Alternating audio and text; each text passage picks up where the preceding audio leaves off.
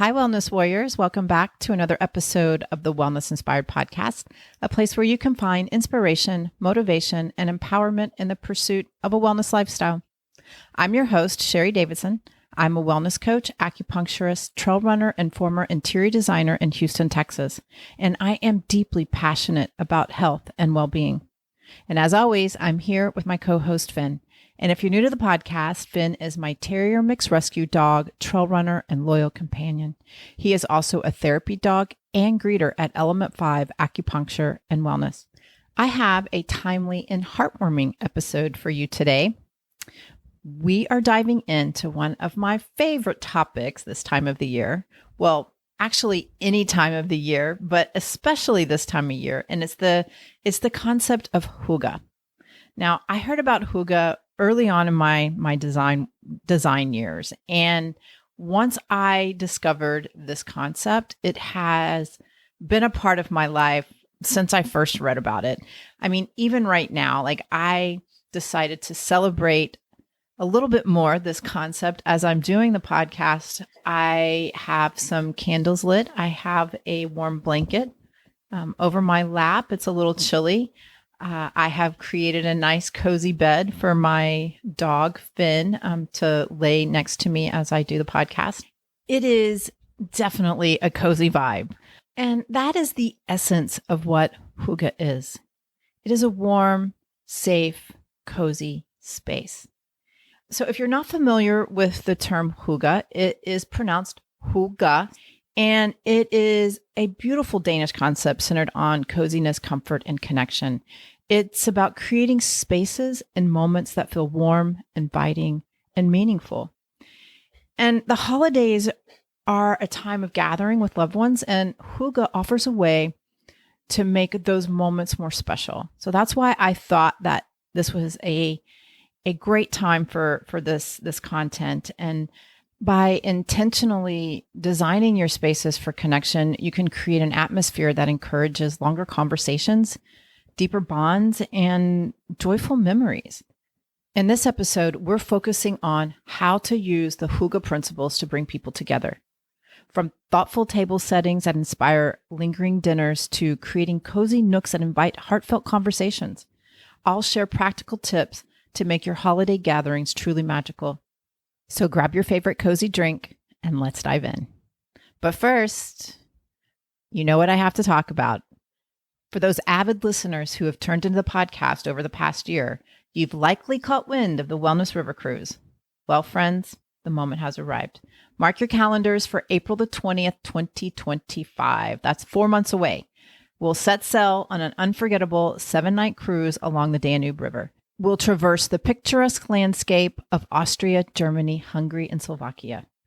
Prepare for many active sightseeing adventures, including invigorating hikes, scenic bike rides, and even a few brisk runs. Maybe. Or maybe a long bike ride. Not sure yet. Alongside these activities, indulge in the serenity of yoga sessions, engage in enlightening wellness discussions, and savor the flavors of locally sourced cuisine. Excitement is already brewing as several enthusiasts have secured their spots. For those intrigued, I'll put the link in the show notes.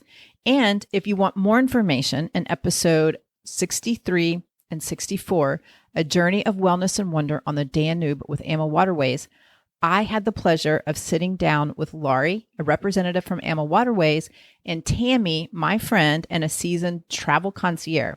They came on the podcast to discuss the full river cruise experience. So feel free to check out those episodes if you want to learn more. And this all has to happen quickly. The river cruise is around the corner, 4 months away, like I said, and there are only 129 cabins on the boat. They sell out quickly. So if you're interested, put your deposit down. It's not a lot to hold your spot. Okay, let's get started.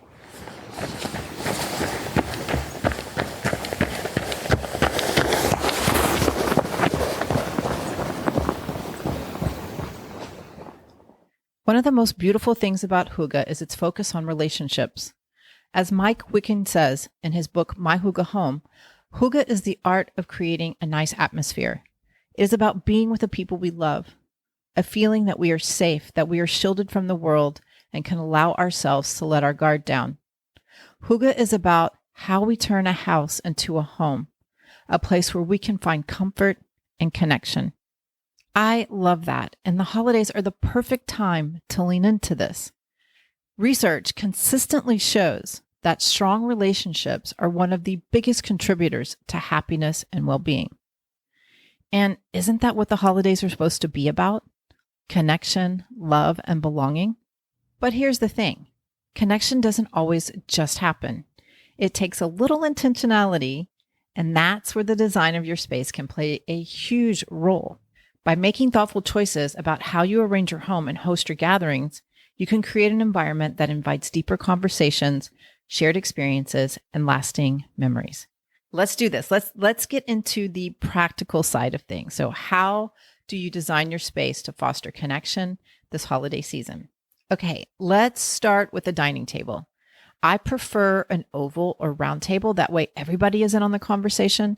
If you have a long rectangular table, the conversation tends to get divided between the two ends. And if it's a really long rectangular table, it gets divided into multiple conversations. And that totally works. The oval and round table is just my preference. I tend to like smaller, more intimate gatherings, but both work. And so you have to work with whatever works for you. The rectangular tables tend to accommodate a bigger group of people. So that's just my preference. So whichever table works for you, remember that your table is ground zero for connecting this holiday season.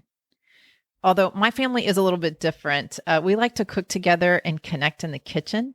And it's funny because every year one of us makes the comment that we spend so much time in the kitchen that when we do sit down to eat, we're like done in 10 minutes.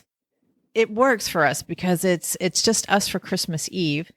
And, it's a little bit different when we go to my aunt's on Christmas Day. There's a bigger group of us and we sit at a very long rectangular table. But remember, there are no hard lines in the sand. The idea is to create space for connection.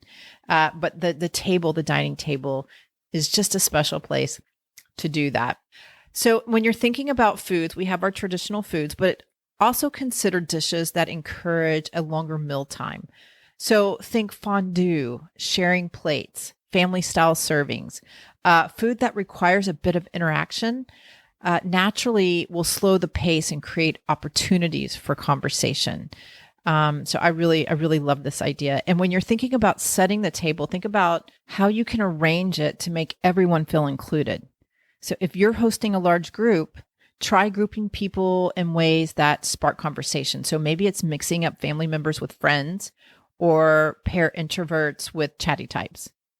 Maybe not on that one. I'm not sure. I guess it depends on the person, but you know them. Sometimes that works and sometimes it doesn't. But again, the idea is just to make sure everybody feels comfortable if they don't know each other and they have that safe space to let their guard down and open up and talk. There is also a principle I'd like to share with you called the vacant chair principle. This is a concept from hygge that I absolutely love. It is about creating room, both physically and emotionally, for unexpected guests that don't know each other, and those spontaneous moments. So maybe this means adding an extra chair or two to your living or dining room, or having cozy floor cushions ready to be pulled out when the conversation moves from the table. The idea is to make everybody feel welcome and included.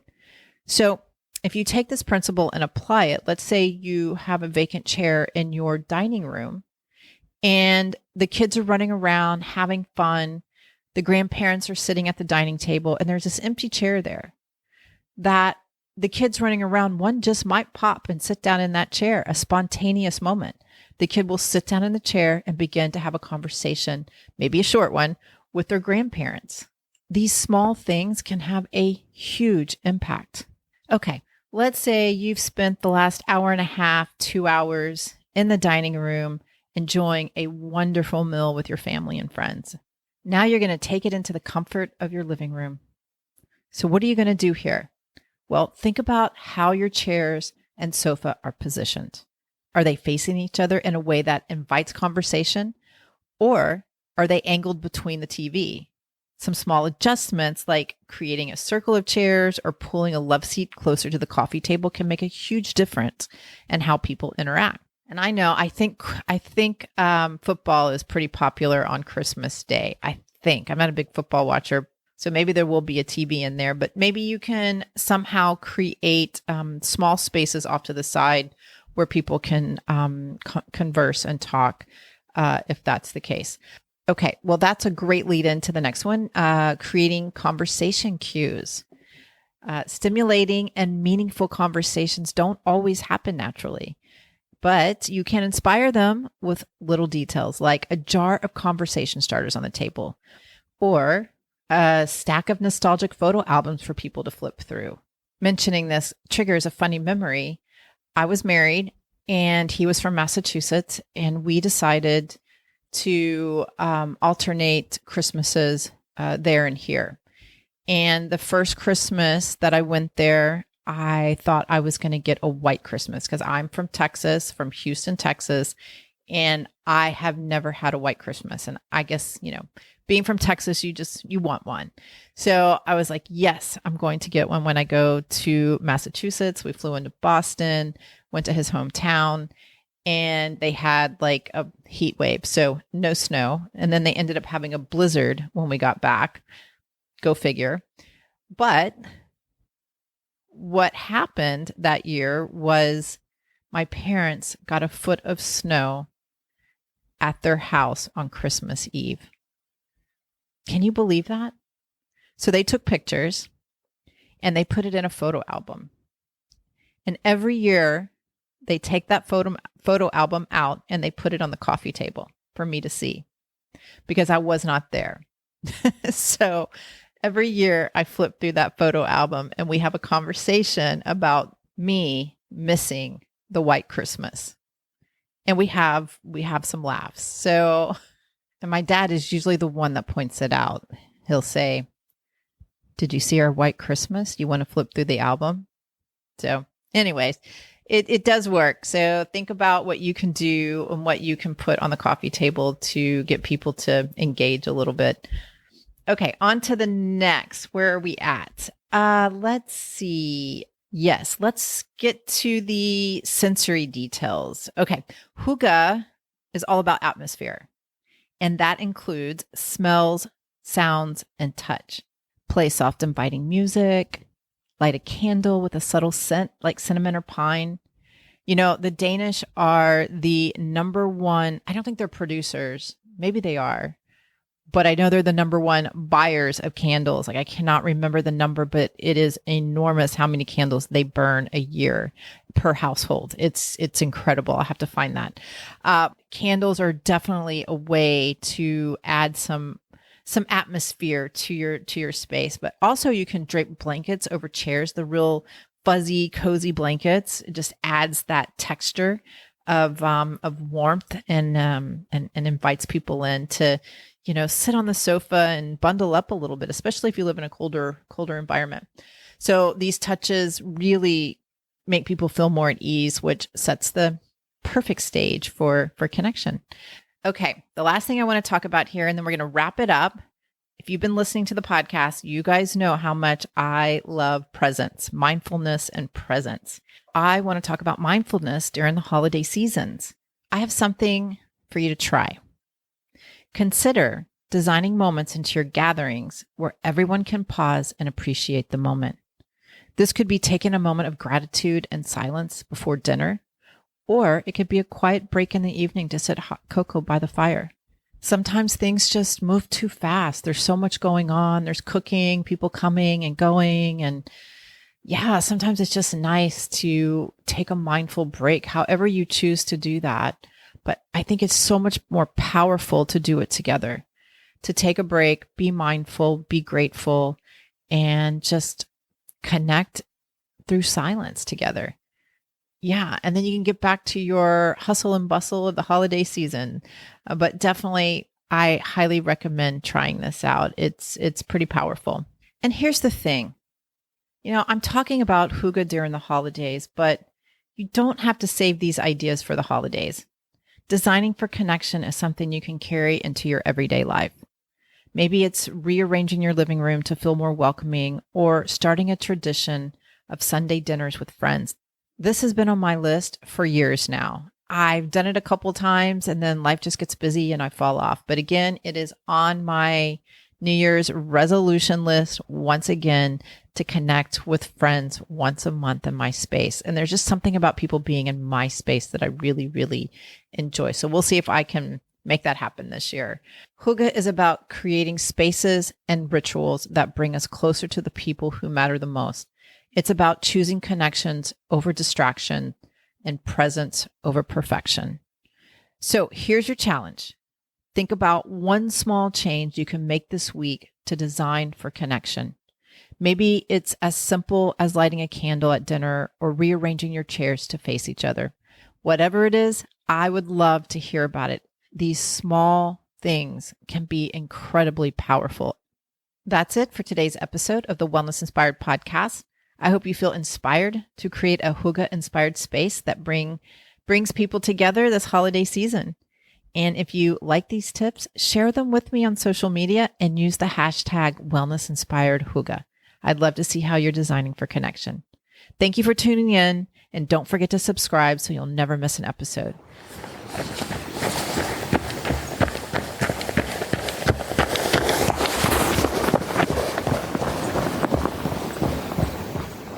If you like what you hear, please subscribe to the podcast and share with your family and friends. You can also give me a rating and review wherever you listen to your podcast. It helps others find me as well. To get updates on new episodes and wellness inspiration in your inbox, please join the Wellness Inspired community. Go to thewellnessinspiredpodcast.com to sign up. I'll put the link to the website in the show notes so you can click and join. Also, there's a Facebook community at The Wellness Inspired, and you can follow me on Instagram at wellness_inspired. If you're in the Houston area or just visiting and interested in our services, acupuncture, herbal medicine, cupping, zen shiatsu, or dry needling therapy, contact us. You can find out more on our website at element5om.com. That's element5, the number 5om.com. And again, I'll put the link in the show notes.